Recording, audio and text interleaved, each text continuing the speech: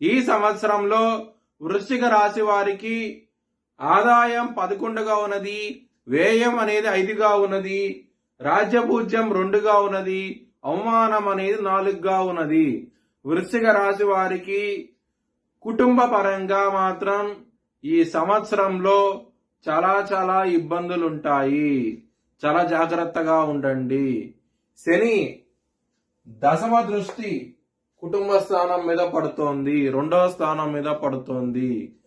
గురువు గారి దృష్టి ఉన్నా సరే ఇబ్బందులు అనేవి ఉంటాయి. కుటుంబ పరంగా మాత్రం కొంచెం జాగ్రత్తగా ఉండండి. మరీ ముఖ్యంగా జూన్ నుంచి అక్టోబర్ సమయంలో చాలా జాగ్రత్తగా ఉండండి. కుటుంబ పరంగా గురు దృష్టి కూడా కుటుంబ స్థానం మీద ఉండదు ఆ సమయంలో.